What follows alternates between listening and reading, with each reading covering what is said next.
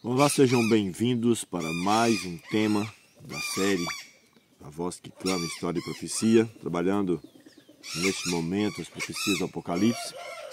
E hoje, com o tema do capítulo 14 de Apocalipse, quem sabe com o título As Três Mensagens Angélicas, ou quem sabe o Último Convite, onde nos é apresentada uma mensagem de esperança, ao mesmo tempo também de advertência, representado por três anjos voando pelo meio do céu e trazendo uma mensagem para a humanidade. No último estudo que fizemos, falamos sobre um poder perseguidor, representado por poderes realmente humanos aqui da Terra, onde fizemos uma breve consideração, voltando lá, desde as profecias de Daniel, capítulo 7, falando sobre os sucessivos reinos ou impérios que dominariam, levando então até o tempo presente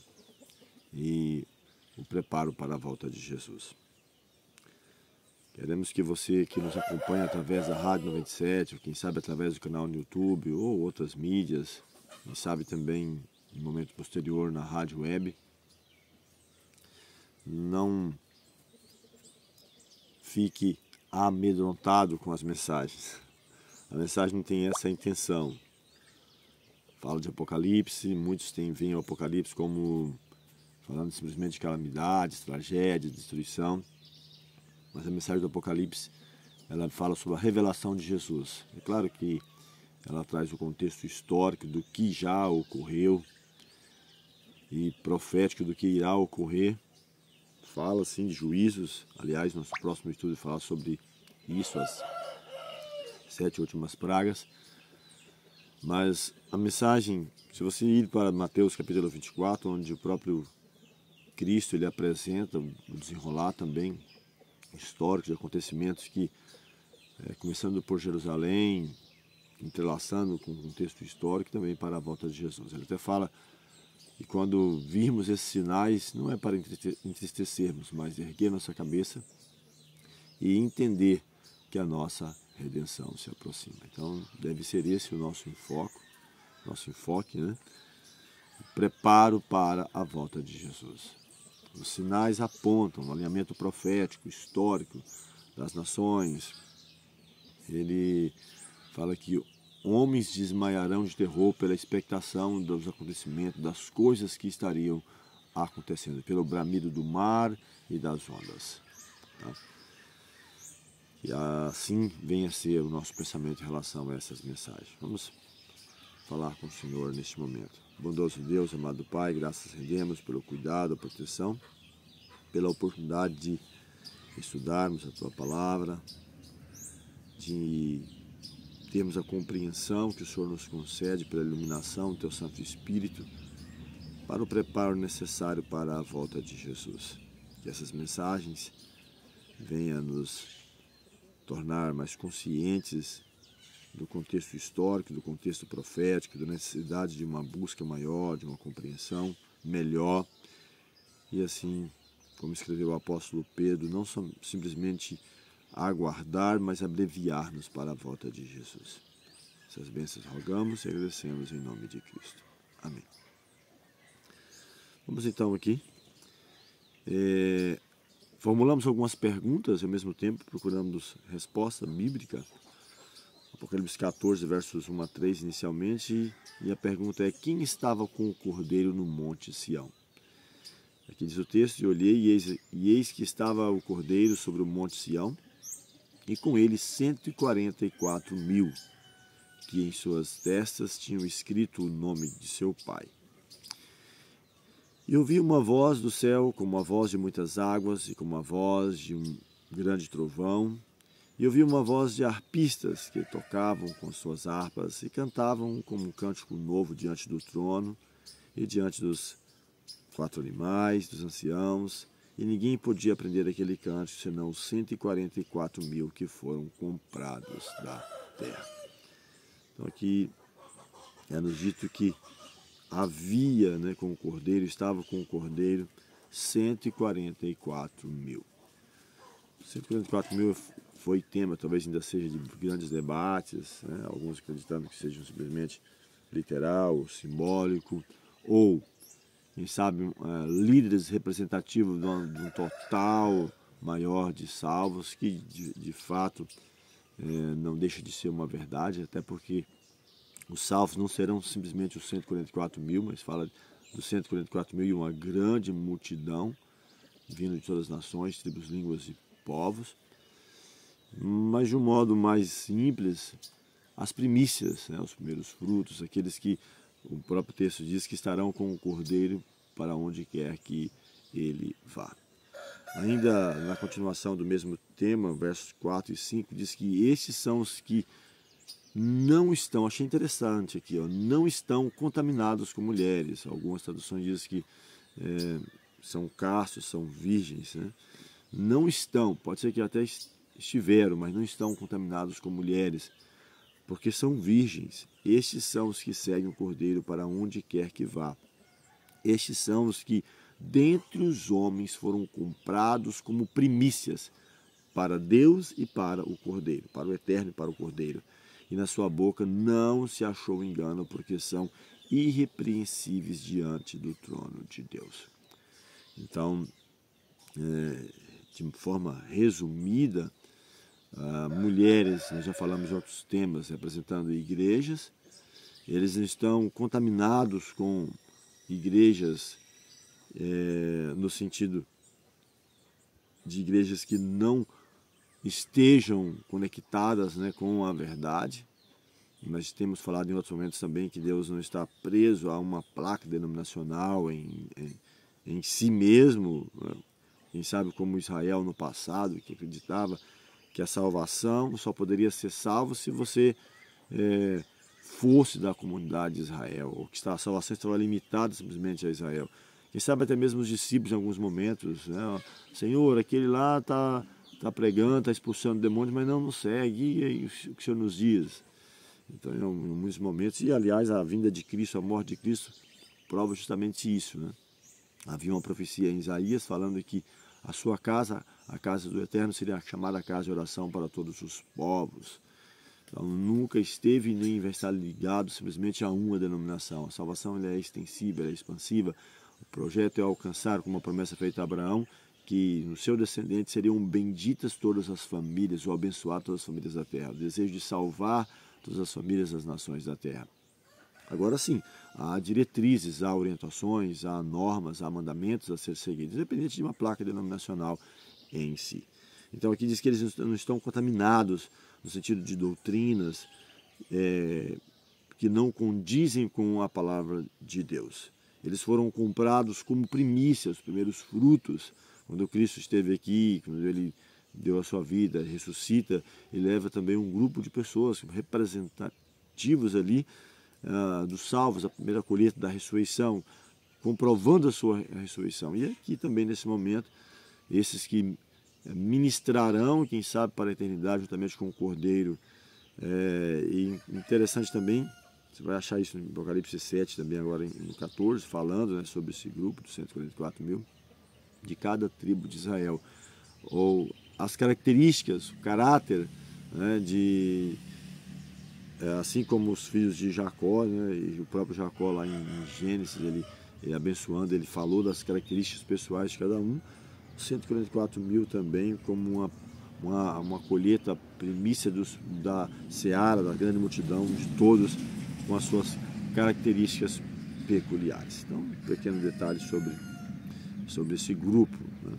E só um ponto importante, ressaltando aqui, a grande parte dos estudiosos teólogos na área das profecias de Daniel e Apocalipse acreditam, né, de que esses 144 mil serão os que estarão vivos no momento da volta de Jesus. Então não quer dizer que sejam únicos salvos. Então no decorrer até a volta de Jesus, muitos salvos tombarão, morrerão, até nesse processo, mas esses serão os que terão o privilégio de ver Cristo voltar, eles estando vivos. É É uma linha de pensamento dentro desse contexto. Não serão os únicos salvos, ressaltando, porque tem algumas denominações que creem que serão simplesmente 144 mil salvos. Então não é isso.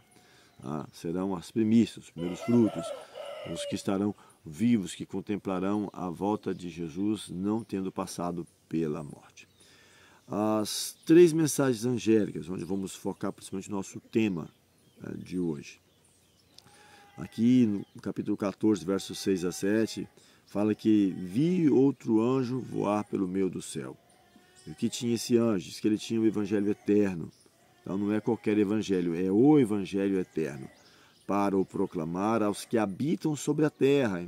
É uma mensagem extensiva, global, a toda a nação, a tribo, língua e povo. Então ela não está limitada à comunidade de Israel, a um grupo étnico ou religioso, não. É uma mensagem mundial para proclamar aos que habitam na terra, toda a nação, tribo, língua e povo. E aí ele tem uma mensagem muito forte, dizendo com grande voz. Então há um chamado: temei a Deus e dai-lhe glória, porque é vinda a hora do seu juízo, e adorai aquele que fez o céu, a terra, o mar e as fontes das águas.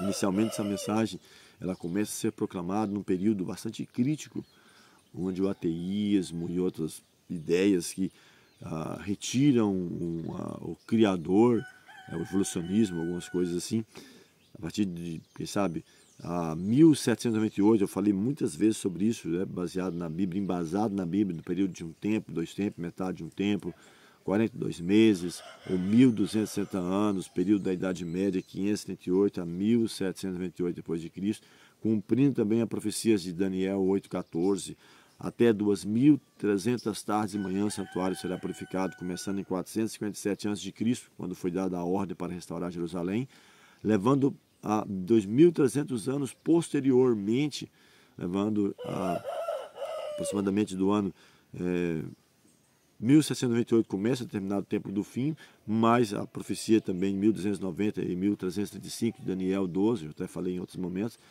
fala: bem-aventurado aquele que espera e chega até essa data, levando o ano 1843 e 1844, quando Guilherme Miller e outras pessoas de diversas denominações, Tiago White e outros, eles começam a compreender e a entender, pensando de que a volta de Cristo começaria ali.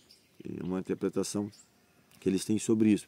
De fato, estamos falando de um novo momento, ou o juízo pré-advento, que antecede a volta de Jesus.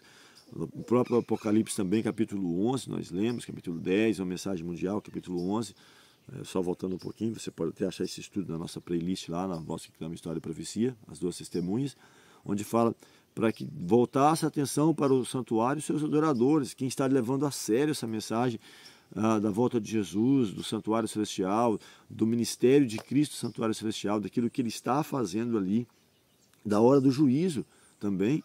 Então o juízo se desenvolve em 3 momentos: juízo pré-advento, que está acontecendo agora, que antecede a volta de Jesus. Daniel 7 fala sobre isso, o ancião de dias, um como filho do homem, milhares estavam diante dele, miríades o serviam, e assim por diante, um juízo pré-advento ou de investigativo, daqueles que um dia aceitaram o Cristo ou o Messias, que tiveram seus nomes escritos no livro da vida. Então não é todos nesse momento, é esses que tiveram um concerto com a mensagem, tiveram um contato, que foram, quem sabe, no contexto do Antigo Testamento circuncidados, ou no Novo batizados, e que tiveram o nome escrito no livro da vida. Então, é chamado para temer ao Eterno, dar-lhe glória. É vinda a hora do juízo, do seu juízo. E é convida agora: adorai quem? O que fez a terra, o mar, as fontes das águas. Chamando a adoração ao Criador.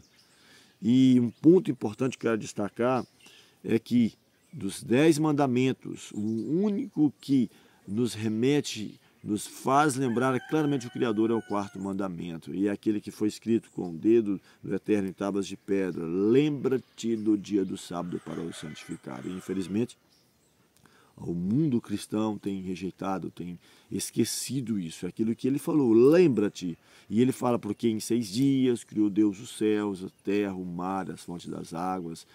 Então, remete ao Criador. E eu falei várias vezes, não defendendo a bandeira de ninguém, né? Não estou defendendo nem do judaísmo, nem do adventismo, que o sábado não nos remete a essas denominações em si, mas nos remete ao Criador, aquele que lá no princípio fez a semana da criação. Então, semanalmente, é como se você desse uma pausa para suas correrias de todas as coisas e falasse, olha, eu estou relembrando que é o Eterno que criou, que é o Senhor que criou todas as coisas. Então ele chama isso aqui, ó, temei a Deus, dai-lhe glória, é vinda a hora do seu juízo, adorai, adorai aquele que fez o céu, a terra, o mar e as fontes das águas. Então a primeira mensagem, ela tem esse enfoque, e a partir de 1844, quando houve aquele desapontamento que a profecia já apontava, né, que a mensagem seria doce à boca, mas amarga no ventre, a decepção de não ver Cristo voltar. Então muitas denominações protestantes que haviam abraçado a mensagem que Guilherme Miller havia pregado, todos os outros ali, principalmente na América, parte da Europa também ali, na volta de Jesus, eles voltaram atrás, seguiram outros caminhos, outros começaram a marcar novas datas, ou quem sabe rejeitaram mesmo, ou não abraçaram toda a mensagem ainda estava em processo de reforma, né, de resgatar, de restaurar as veredas antigas, né, mensagem que havia sido jogada por terra, em obscuridade. Nós falamos em outros momentos, né, desde 538 a 1798, a mensagem não estava tão clara diante das pessoas, né, porque os que detinham o poder mantinham ali como em clausuras, né, a mensagem não estava tão aberta ou disponível a todos. Então essa é a primeira mensagem, né, um chamado mundial, né, independente da denominação, da nação, para adoração àquele que criou todas as coisas, né, ao Eterno e ao seu Filho, adoração a eles que criaram todas as coisas. Então aí tem um ponto importante, né? Se você perceber, até aqui, deixa eu ver, tá, primícias para o Eterno, para Deus e para o Cordeiro. Estou mencionando aqueles que é digno de nossa adoração.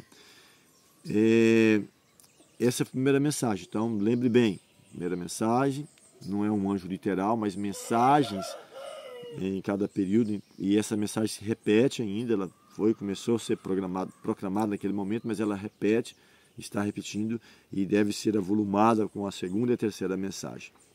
Então, a primeira mensagem, um convite mundial, geral, para que todas as pessoas, nações, igrejas, voltem a atenção para o Criador, para a adoração ao Criador, ao juízo que está acontecendo, à volta iminente de Cristo, a guarda dos mandamentos, principalmente aquele que a humanidade em geral esqueceram, né? Aquele que ele falou, lembra-te.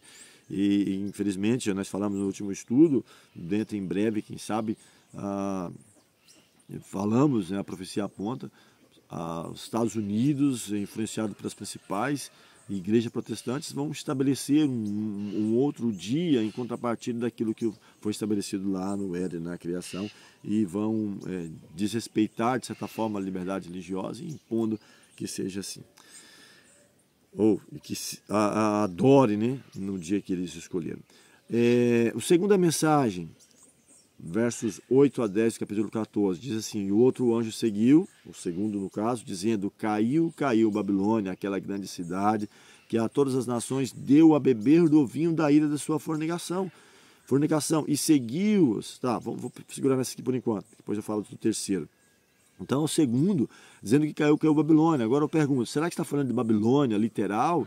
Babilônia que foi sucedido pelos medos e persas? Não, não é isso. Jeremias, Isaías, eles profetizaram a queda de Babilônia literal e que ela não seria reconstruída. Então, acredita-se de que ela esteja ali nas regiões de Bagdá, né, do Iraque ali, aquela região, mas não foi reconstruída, não foi restabelecida. A Babilônia, dominada pelos medos e persas, por sua vez pela Grécia, Grécia por Roma, Roma, por sua vez, não é conquistado por um novo império, mas ela divide-se dentro das suas próprias bases ali e torna-se a Europa, e dali surge os Estados Unidos, né, que é, dentro da profecia, a última potência mundial, a ONU agora junto, trabalhando em conformidade até um certo ponto entre si. Mas não haverá um outro império mundial. A profecia mostra isso. O próximo império será, no caso, a volta de Cristo, do Messias, que vai ser estabelecido para sempre. Então fala que caiu a Babilônia. Então não está falando daquela Babilônia, mas de uma unificação de mensagens que prevaleceu, principalmente na Idade Média, de um corpo de doutrinas que foram impostas ao contrário daquilo que a palavra do Eterno nos apresenta, né? Muitas mensagens já falamos sobre a questão um ponto muito forte que vai estar também nesse período agora, muito querido, né? Proclamado por Hollywood, infelizmente até mesmo nas igrejas, a imortalidade da alma, de a pessoa quando morre, ou ela vai para o céu diretamente, quem for salvo, ou vai para o inferno, ou reencarna, ou diversos outros processos aí, né, colocados, sendo que a palavra de Deus, eu poderia citar diversos textos, inclusive tem uma mensagem só sobre isso, caso queira, vá lá na nossa playlist, no YouTube, A Voz que Clama História e Profecia, dentro da playlist os evangelhos, livros evangélios, né? Lá tem uma mensagem que fala ressurreição e glorificação, né? O que acontece, como foi formado o homem, o que acontece quando morre, para onde vai, né? Corpo, alma e espírito, o que acontece? Então a palavra deixa-nos bem claro, e o próprio Cristo em João 5, 28 e 29 fala: não vos maravilheis disto, porque vem a hora em que todos que estão no sepulcro vai ouvir a sua voz. Os que tiverem feito o bem sairão para a ressurreição da vida, e os que tiverem praticado o mal para a ressurreição da condenação. Então ele deixa bem claro para mim, não preciso nem entrar em outro texto, tem tantos outros, né? Que todos ao morrer, independente se são bons ou maus, eles estão na sepultura, aguardando para serem ressuscitados. E eu vou falar em Apocalipse 20, vou ter um tema sobre isso também quando chegar na sequência da série. Vou aprofundar mais com detalhes, né? Na volta de Jesus vai encontrar dois grupos subdivididos em quatro: os vivos, salvos e perdidos, e os mortos, salvos e perdidos. Os que estão vivos, preparados, serão transformados no momento de abrir e fechar de olhos. Os que estão mortos, preparados, serão ressuscitados, transformados. Esses para a segunda vinda de Jesus, os outros só após. Então, esse período, né, após o milênio, que serão ressuscitados para a terceira fase do juízo. Primeira fase é o que está acontecendo agora, o juízo pré-advento, intercede a volta de Jesus. Está o Cristo, o ancião de dias, os anjos ministrando aqueles que deverão alcançar a salvação, tiveram seus nomes escritos, que permanecem durante o milênio. A segunda fase do juízo, no juízo explicativo, juntamente com os salvos, ali entendendo os porquês, e após o milênio executivo, então serão lançados dentro do lago de fogo e enxofre. Então, Babilônia, ela tem começado a cair, mas a queda não tem sido completa, porque ela vai ser completa quando estabelecer, obrigar, no nosso contexto, quem sabe nossos dias, um dia obrigatório como de ser guardado por todas as pessoas. Então chegará um momento que ficará bem claro para todas as pessoas de que essas mensagens não condizem com a palavra de Deus, mas infelizmente para muitos será tarde demais. Então, não mais exerce o mesmo poder que exerceu na Idade Média, mas vai voltar a fazer isso. Eu posso trazer uma aplicação rápida, talvez até meio grosseira, não sei, em relação à queda de Lúcifer. Até falei sobre isso. Ela aconteceu em um contexto literal, antes da criação da Terra, mas ele ficava ainda ali, quem sabe, na entrada dos portais para o céu, abordando os anjos, fazendo, quem sabe, acusações, acusando os nossos irmãos, lá diz, né?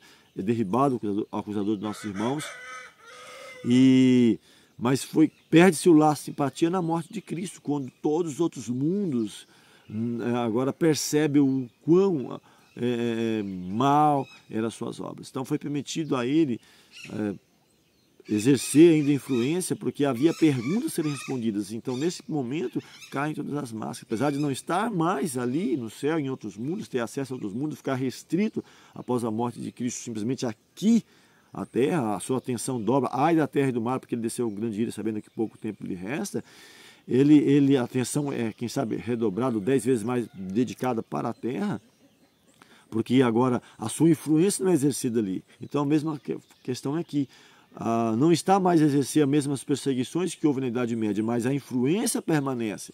Então vai chegar um momento, e até vou falar no próximo estudo, que sabe na altura da quinta praga, quando cai ali no trono mesmo ali estabelecido do poder, dos poderes que exercem aqui, vai estar exercendo, impondo as obrigações de guarda ou do que deve ser feito, que vão cair as máscaras diante das pessoas no geral, tanto no contexto político, financeiro e religioso, de perceber que foram enganados. Mas, infelizmente, tarde demais.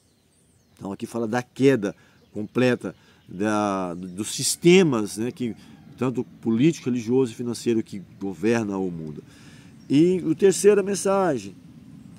Seguiu-se o terceiro, dizendo com grande voz, se alguém adorar a besta e a sua imagem, receber o sinal na sua testa ou na sua mão, também este beberá do vinho da ira de Deus, que deitou ou se deitou não misturado no cálice da sua ira, e será atormentado com fogo e enxofre diante dos anjos e diante do Cordeiro. Então a primeira chama o mundo, as igrejas, as pessoas no geral para adoração, aquele que criou, guardar os mandamentos como um todo. A segunda fala de uma queda completa nos sistemas estabelecidos, tanto é que Apocalipse 18 fala, caiu Babilônia, sai dela, povo meu. Então vai estar bem claro, o mundo não vai estar dividido aí, quem sabe, em sei quantos mil ou milhões de ismos e igrejas, cristianismo, judaísmo, islamismo, budismo, não vai estar em relação a tudo isso, mas dois grupos, os que seguem o Cordeiro e os que seguem a besta. Os que seguem as mensagens estabelecidas pela palavra de Deus e aqueles que seguem o sistema absoluto que vai estar impondo e criando todas as leis. O mundo vai estar dividido, vai ficar muito bem claro, bem distinto. Não é mais aí há tantas e tantas, mas dois grupos, né? Vai estabelecer quem faz isso, quem segue aquilo que o sistema como um todo vai estar colocando, e aquele que segue aquilo que a palavra de Deus vai estar orientando em relação aos mandamentos, né? Aquilo que os 10 mandamentos dizem e aquilo que o homem diz.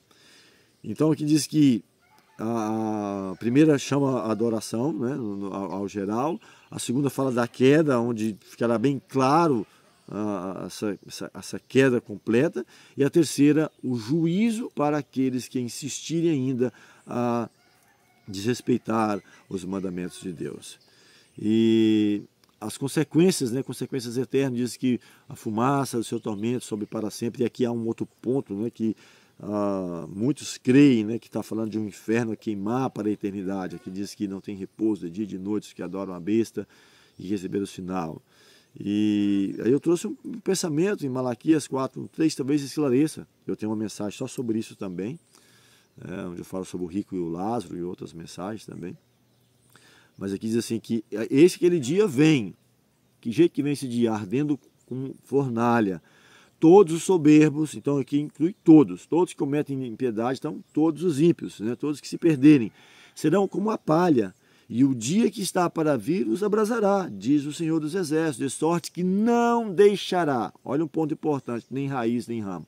Raiz, no contexto espiritual, aplicando a Satanás, quem sabe aos seus anjos, e ramos, a todos aqueles que seguem as suas insinuações, que não se arrependem dos seus pecados, né? Não deixará nem raiz nem ramo.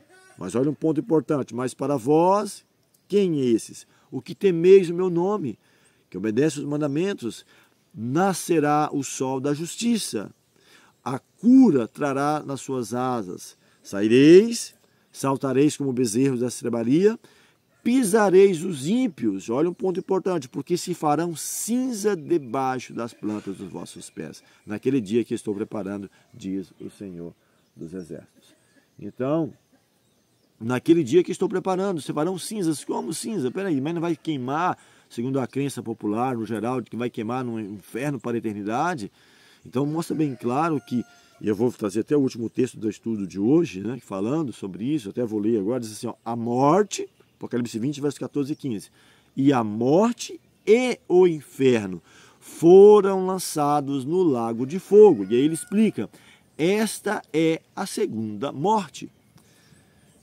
E aquele que não foi achado escrito no livro da vida foi lançado no lago de fogo. Então, quem não foi achado no livro da vida, que não vai ter a vida eterna, foi lançado no lago de fogo. E o que foi lançado no lago de fogo? A morte e o inferno, porque o inferno é sinônimo de morte, sepultura, de Hades. Foi lançado no lago de fogo. Esta é a segunda morte. Então, não vai ter, porque se for como é querido hoje popularmente, pelas pessoas quase no geral, são vida eterna do mesmo jeito, vida eterna no paraíso desfrutando das maravilhas e vida eterna no inferno, queimando para a eternidade, lá junto com o diabo, né? Alguns até falam que ele vai estar com um garfo ali espetando e coisas mais, né? E assim por diante. Então, deixa bem claro, é vida eterna e morte eterna. Então, a morte e o inferno foram lançados no lago de fogo. Lê esse texto, caso você queira, Apocalipse 20, 14 a 15. E Malaquias também 4, eu acabei de ler, Malaquias 4, 1, 3 e outros tantos, né, que fala sobre isso.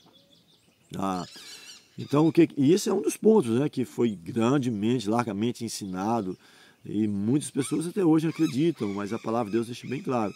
A morte e o inferno foram lançados no lago de fogo, e essa é a segunda morte. Então, bem-aventurado, a palavra de e santo, aquele que tem parte na primeira ressurreição, sobre esse não tem poder a segunda morte. Então, morte natural, se é que podemos falar da morte natural, não era para ser natural, né? Porque fomos criados para viver para a eternidade. Morre aqui, mas na segunda morte será no lago de fogo e enxofre, a segunda morte. Tá?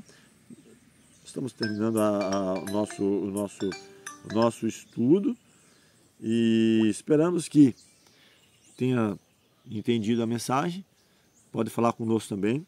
Nosso telefone 984872712 ou 993581875, caso queira falar conosco. Que a graça de Deus alcance a você, família e familiares. Vamos falar com o Senhor nesse momento. Eterno Deus, bondoso Pai, graças rendemos pelo cuidado, pela proteção, pelo estudo da Tua Palavra. Suplicamos a iluminação do Teu Santo Espírito. Nos ajude a entender e estamos dispostos também a obedecer a Tua Palavra. São bênçãos que te rogamos e agradecemos em nome de Cristo Jesus. Amém.